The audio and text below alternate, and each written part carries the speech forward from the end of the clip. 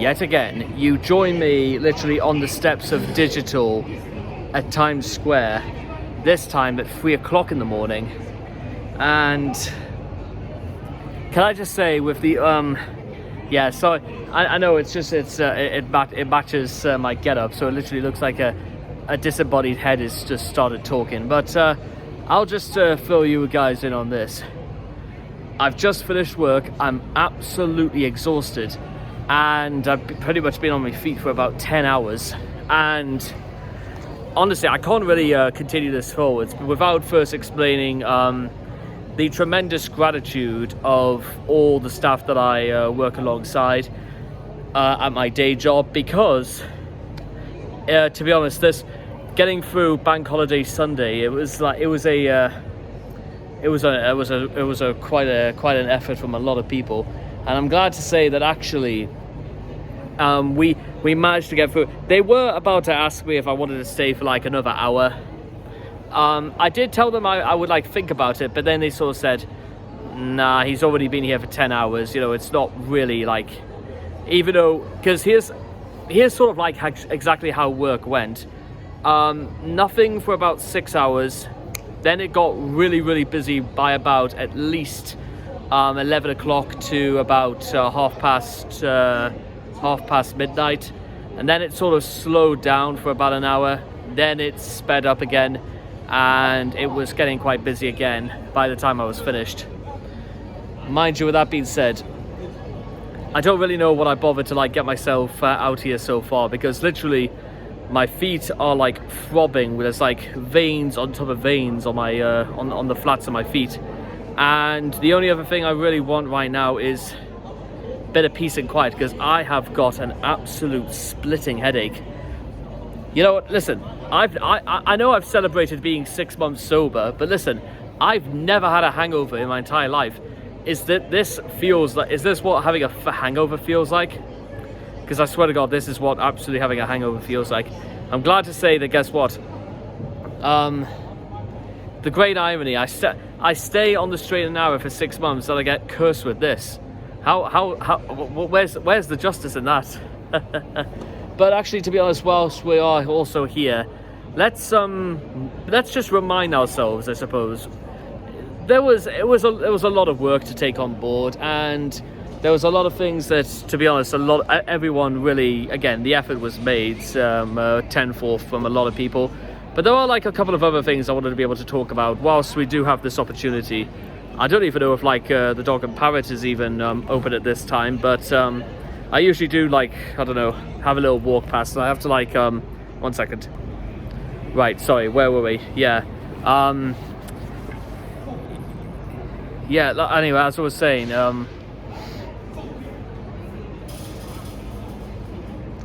yeah, just sort of trying to get past, I'm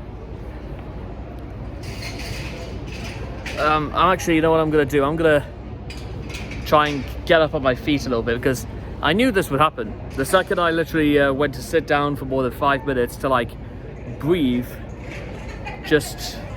I literally have, let's see if I can at least stand up without conviction, because you know, I do have to remind myself that I've got to be able to drive home and then eventually crawl into bed.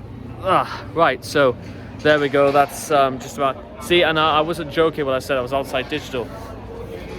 Why would Digital even be closed on a day like this? You would have thought this had been prime Digi conditions, but yeah, to be honest, it has taken quite a long time since I actually like last worked on like a bank holiday or anything like that, so I completely almost forgot that it can even be busy like round like Times Square. So like Rusty's is packed. It actually is the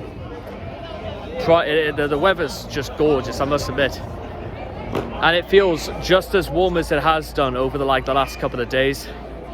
And listen, the weather is warm and the environment also feels, well, there's no other way of putting it, feels warm, it feels alive, it feels vibrant, and he'll probably come, like, if there was a possibility for like the night to last longer than it already does, people would find a way to party literally all night. Alas, it doesn't quite work like that.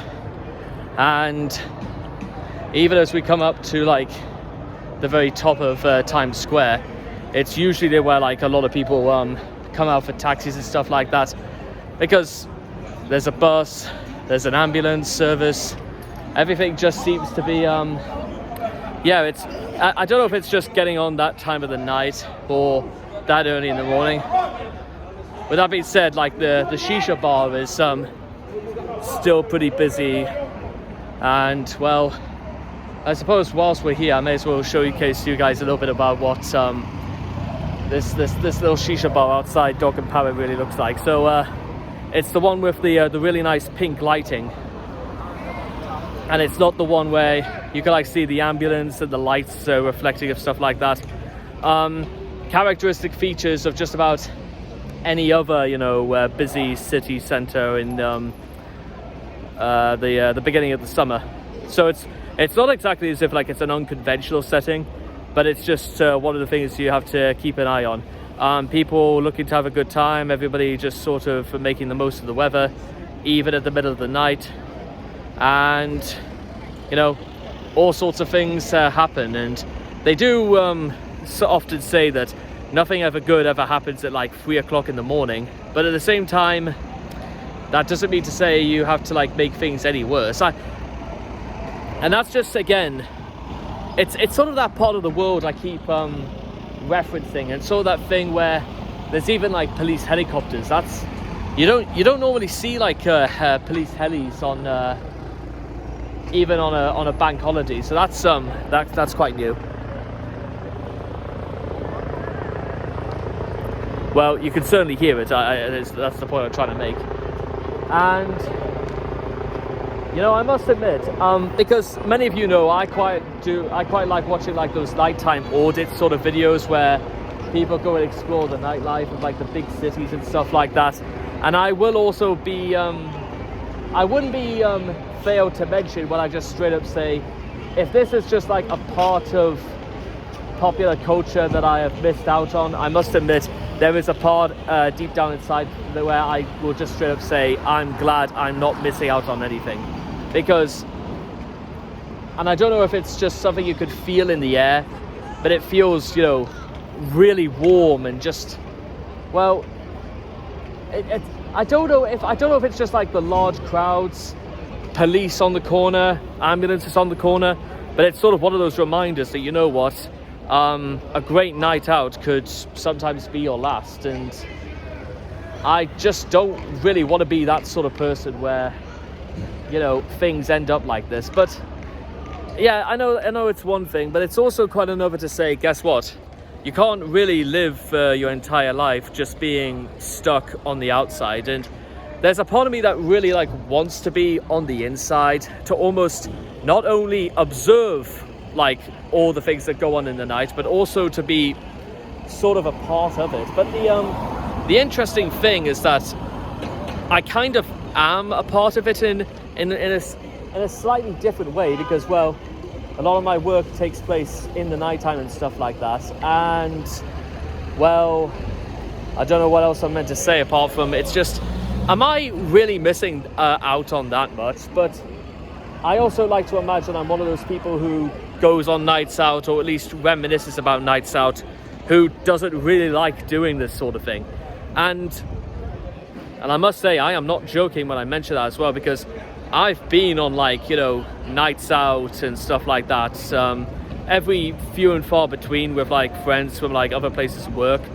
But it's always the sort of thing, I always never really felt like I belonged in those sorts of places or in those environments. But sometimes you just sort of, well, what else can I say? You just sort of, if you want to be a part of it and you just sort of want to do your own thing, so be it. I shouldn't have to like try to convince myself or to answer to anyone about who I am or what I do. And again, I have to almost remind myself for the purposes of this, is that I'm 6 months sober.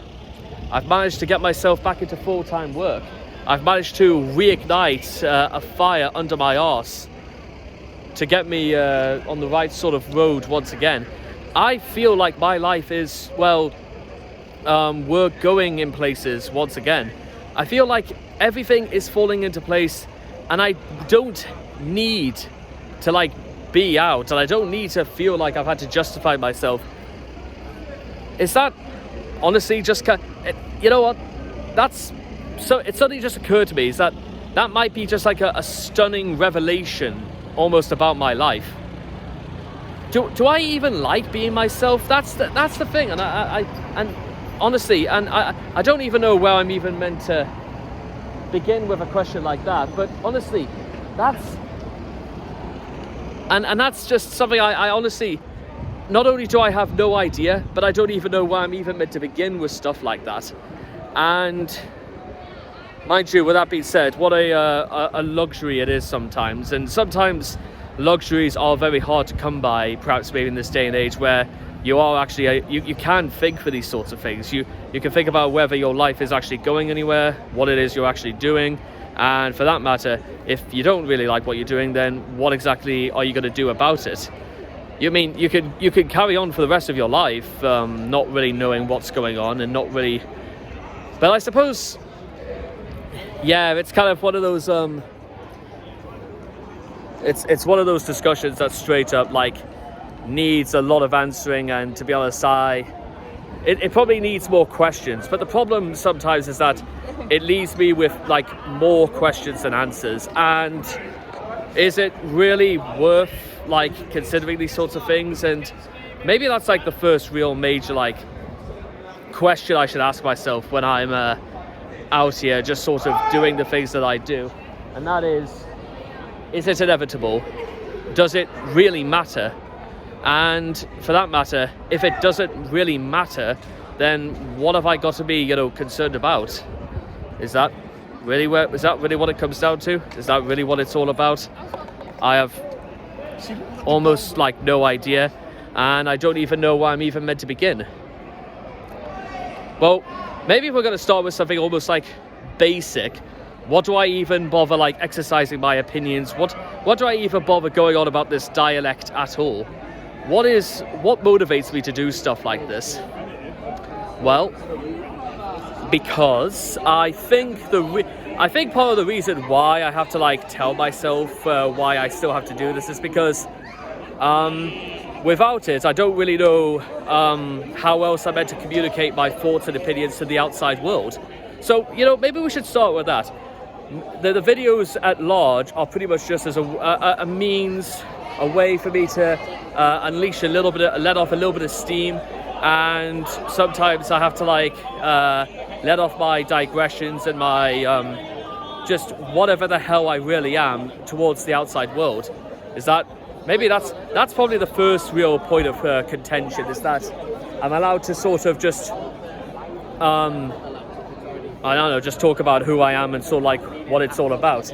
Because it's not it's not that I don't find it the easiest thing in the world, but rather the only reason why I sort of ask is because sometimes I have to almost like go through a little bit of a Rolodex in my memory about when was like the last person who asked me like, what am I about? And I mean, yeah, listen, I filled out, application sheets for stuff like that because they wanted to know who I am, what my hobbies are, but that feels more just like, ticking a box exercise.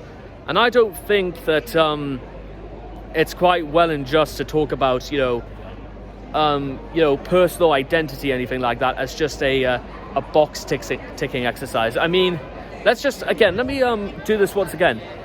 There's like a whole load of people out there. They're outside rusties. They're having a drink. They're having a good time. They're making the most of things. And I want to be a part of all of that. I want to be with like more people.